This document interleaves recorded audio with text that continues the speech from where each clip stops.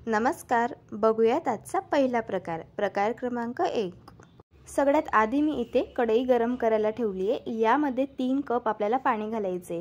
तुमच्याकडे असा कप नसेल तर तुम्ही वाटीचा वापर सुद्धा करू शकता। आता यामध्ये 1 चमचा जिरं घालायचे, 1 चमचा आल्याची पेस्ट घालायची, 2 हिरव्या मिरचीचे इथे मी काप करून घेतलेले आहे, 6 ते 7 कढीपत्त्याची पानं कट करून घेतलेली आहे आणि इथे मी कोथिंबीर घालत आहे। चवीप्रमाणे मीठ घालायचं आणि हे सर्व जिन्नस मिक्स करून घ्यायचे। आता या पाण्याला आपल्याला एक खडखडून उकळ काढून घ्यायची आहे।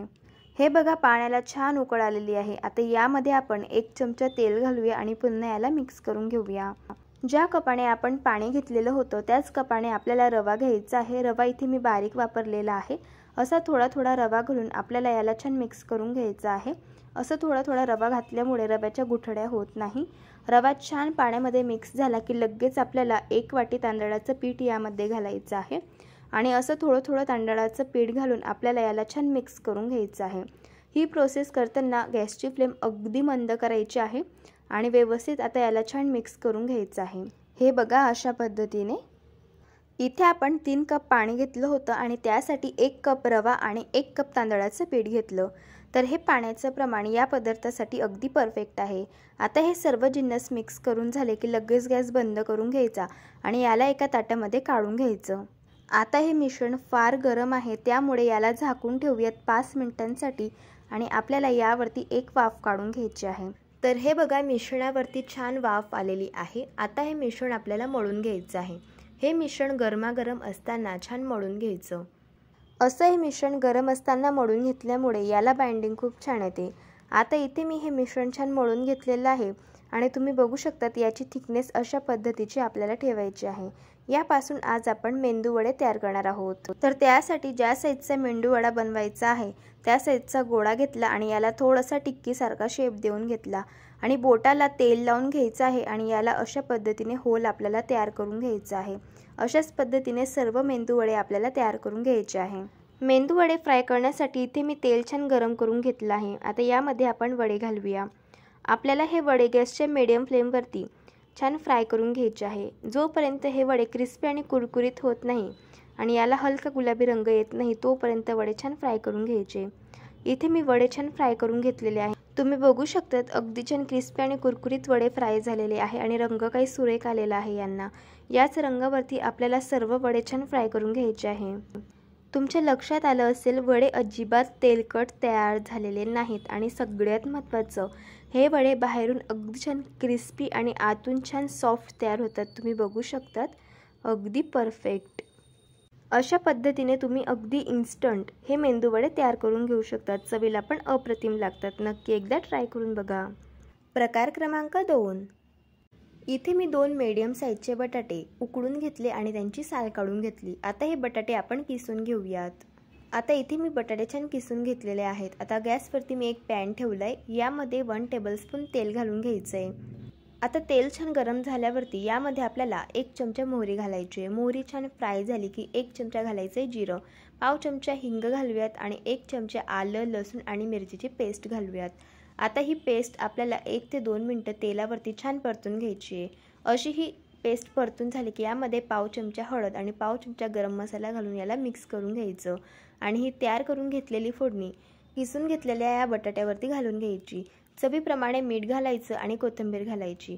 हे सर्व जिन्नस आपल्याला छान मिक्स करून घ्यायचे आहेत। इथे आज आपण आलू पराठा तयार करणार आहोत, तर त्यासाठी इथे आपली ही स्टफिंग तयार झालेली आहे। आता हाताला थोडंसं तेल लावून घ्यायचं आणि याचे आपल्याला छोटे छोटे बॉल्स तयार करून घ्यायचे आहे।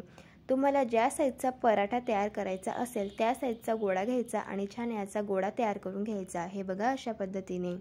आता एका परातीमध्ये 1 वाटी आपण गव्हाचं पीठ घालूया। यामध्ये चवीप्रमाणे मीठ घालायचंय आणि थोडं थोडं पाणी घालून याचा आपल्याला गोळा मळून घ्यायचा आहे। हा गोळा मळताना आपल्याला पुरणपोळीचं जसं पीठ आपण मळून घेतो अगदी सॉफ्ट असं हे पीठ आपल्याला मळून घ्यायचं आहे। इथे मी पीठ छान मळून घेतलेलं आहे। आता ज्या साईजचा पराठा तयार करायचा आहे त्या साईजचा गोळा घ्यायचा आणि याचा आपल्याला उंडा तयार करून घ्यायचा आहे। हे बघा, अशा पद्धतीने। आता हाताच्या दोघी अंगठ्यांनी आपल्याला असं गोल फिरवत याची आपल्याला एक वाटी तयार करून घ्यायची आहे। हे बघा, अशा पद्धतीने इथे मी याची छान वाटी तयार करून घेतलेली आहे। आता या वाटीमध्ये तयार करून घेतलेला बटाट्याचं फिलिंग घालूया आणि आता अंगठ्याने आपल्याला अशा पद्धतीने हे पीठ वरती उचलत जायचं आहे आणि हे बटाट्याचं फिलिंग बोटांनी आतमध्ये दाबत जायचं आहे आणि अशा पद्धतीने याचा गोळा तयार करून घ्यायचा आहे। एक्स्ट्राचं पीठ अशा पद्धतीने आपण आता काढून घेऊया आणि हा तयार करून घेतलेला गोळा पिठामधून थोडासा बुडवून घ्यायचा आणि हाताने याला प्रेस करून घ्यायचा आहे आणि अगदी हलक्या हाताने याचा आपल्याला अशा पद्धतीने पराठा लाटून घ्यायचा आहे। तर हे बघा, इथे मी पराठा छान लाटून घेतलेला आहे। आता आपण याला भाजून घेऊया। तर त्यासाठी इथे मी तवा गरम करून घेतलाय, यावरती पराठा घालायचा आहे। पराठ्याची एक साईड छान भाजून झाली की आपल्याला पलटी करून घ्यायची आहे आणि तेल लावून आपल्याला दोघी साईडने पराठा छान भाजून घ्यायचा आहे। तेलाऐवजी तुपाचा वापर सुद्धा तुम्ही करू शकतात। तर इथे मी तेल लावून दोघी साईडने पराठा छान भाजून घेतलेला आहे। तर इथे आपला आलू पराठा छान तयार झालेला आहे। हा पराठा तुम्ही नाश्त्यालाच काय मुलांच्या टिफिनला सुद्धा देऊ शकतात। चवीला तर अगदी भन्नाट लागतो, नक्की एकदा ट्राय करून बघा। प्रकार क्रमांक 3। आता एका परातीमध्ये 1 वाटी गव्हाचं पीठ घालायचं आहे। आता यामध्ये आपण काही मसाले ॲड करून घेऊया।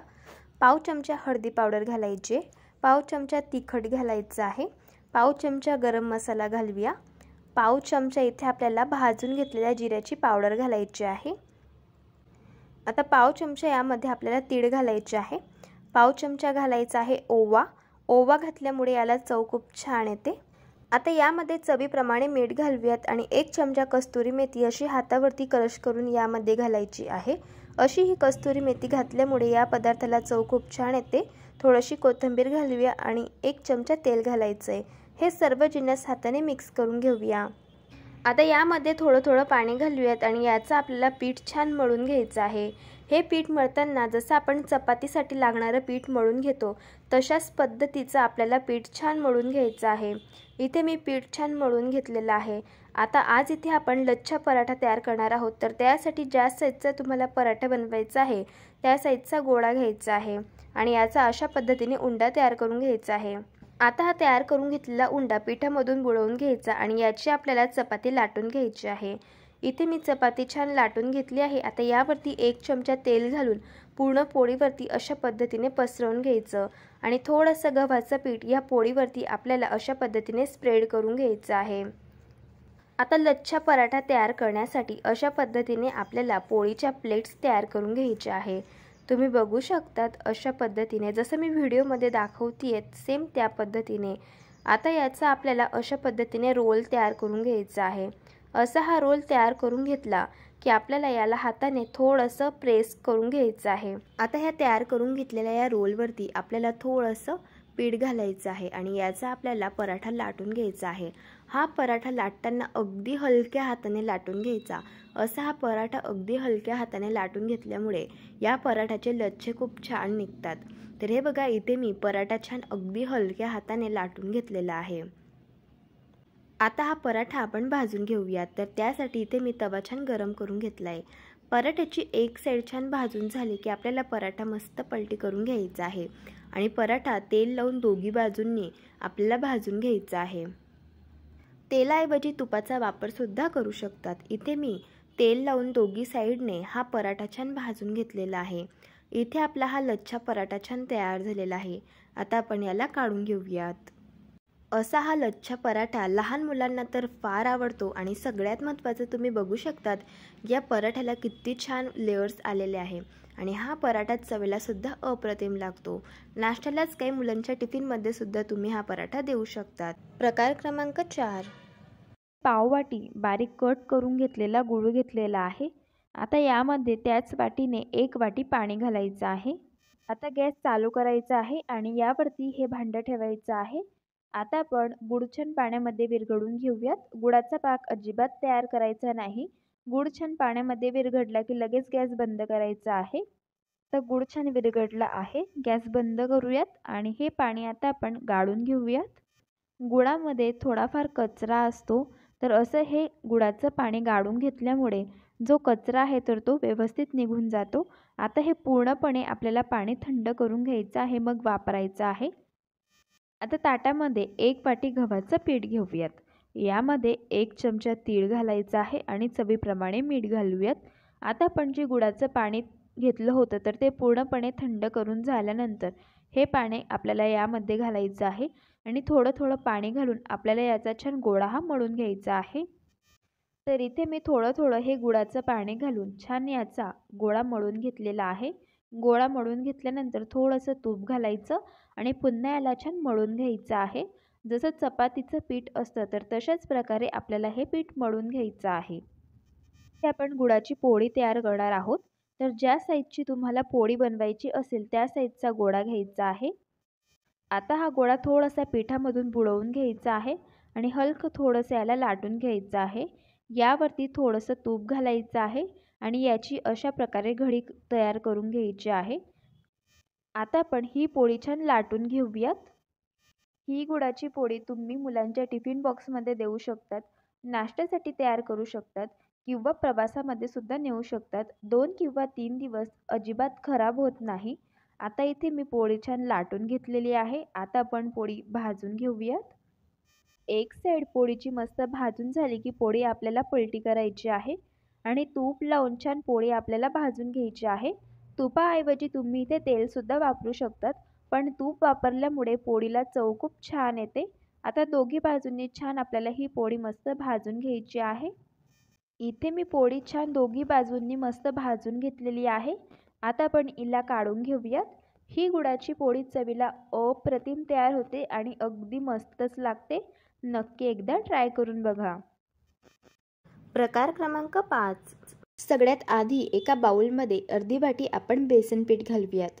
यामध्ये त्याच वाटीने इथे आपल्याला अर्धी वाटी तांदळाचं पीठ घालायचं आहे। आता यामध्ये बारीक कापून घेतलेला 1 कप आपण पत्ताकोबी घालूयात। आता यामध्ये पाव वाटी आपण किसून घेतलेलं बीट घालूयात। मुलांना शक्यतो पत्ताकोबी आणि बीट आवडत नाही, मग आपण अशा पद्धतीने काहीतरी नवीन पदार्थ त्यांना तयार करून देऊ शकतो। बारीक कापून घेतलेला कांदा घालूयात। मिरची आणि लसूणची पेस्ट घालायची आहे। आता यामध्ये काही मसाले घालूयात। पाव चमचा हळदी पावडर घालूयात, पाव चमचा गरम मसाला घालायचा आहे, पाव चमचा इथे मी चिली फ्लेक्स घातलेली आहे, 1 चमचा जिरं घालूयात आणि पाव चमचा ओवा घालायचा आहे। ओवा घातल्यामुळे या पदार्थाला चव खूप छान येते। चवीप्रमाणे मीठ घालायचं आहे आणि बारीक कापून घेतलेली कोथिंबीर घालूयात। आता हे सर्व कोरडे जिन्नस आपण मिक्स करून घेऊयात। हा पदार्थ अगदी पटकन तयार होतो आणि जर शाळेला उशीर झाला असेल त्यावेळेस तुम्ही हा पदार्थ तयार करून घेऊ शकता। आता यामध्ये थोडं थोडं पाणी घालून याचा आपल्याला बॅटर तयार करून घ्यायचं आहे। इथे मी हे बॅटर छान तयार करून घेतलेलं आहे आणि ज्या वाटीने आपण बेसन पीठ घेतलं होतं त्याच वाटीने इथे मी 1 वाटी पाणी यामध्ये घातलेलं आहे। बॅटरची थिकनेस आपल्याला अशा पद्धतीची ठेवायची आहे। तुम्ही बघू शकतात बीट घातल्यामुळे या बॅटरला रंग खूप छान आलेला आहे आणि यापासून जो आपण पदार्थ तयार करणार आहोत तर तो दिसायला तर अप्रतिम दिसेल, पण मुलांना बघता क्षणी खाण्याची इच्छा होईल। आता इथे मी तवा छान गरम करून घेतलेला आहे। याला तेल लावून घेऊयात आणि एक एक पळी आपल्याला अशा पद्धतीने बॅटर यावरती घालायचं आहे आणि छोटे छोटे पॅनकेक तयार करून घ्यायचे आहे। आपण याला व्हेजिटेबल पॅनकेक सुद्धा म्हणू शकतो आणि तुम्ही बघू शकतात या पॅनकेकचा रंग एवढा सुंदर दिसत आहे, तेवढेच हे खायला सुद्धा अप्रतिम तयार होता। आता यावरती झाकण ठेवूयात आणि याची एक साईड आपल्याला छान भाजून घ्यायची आहे। इथे मी हे व्हेजिटेबल पॅनकेक एका साईडने छान भाजून घेतलेले आहेत। आता थोडंसं आपल्याला तेल घालायचं आहे, हे पहा अशा पद्धतीने, आणि हे व्हेजिटेबल पॅनकेक आता आपण पलटी करून घेऊयात। आता आपण हे पॅनकेक दुसऱ्या साईडने सुद्धा छान भाजून घेऊयात। थोडंसं तेल घालायचं आहे आणि हे पॅनकेक 2 ते 3 मिनिटं छान भाजून घ्यायचे आहेत। इथे मी हे व्हेजिटेबल पॅनकेक दुसऱ्या साईडने सुद्धा छान भाजून घेतलेले आहेत। हे व्हेजिटेबल पॅनकेक दिसायला एवढे सुंदर दिसतात पण चवीला अप्रतिम तयार होतात। मुलांच्या टिफिन बॉक्समध्येच काय, तुम्ही हे पॅनकेक नाश्त्यासाठी सुद्धा तयार करून घेऊ शकता। जर तुम्हाला आजच्या सर्व रेसिपीज आवडल्या असेल तर रेसिपीला लाईक करा, चॅनलला सबस्क्राईब करा आणि शेजारील बेल आयकॉन प्रेस करायला विसरू नका। व्हिडिओ जास्तीत जास्त शेअर करा। तर चला भेटू एका मस्त अशा चमचमीत रेसिपीसोबत। तोपर्यंत धन्यवाद।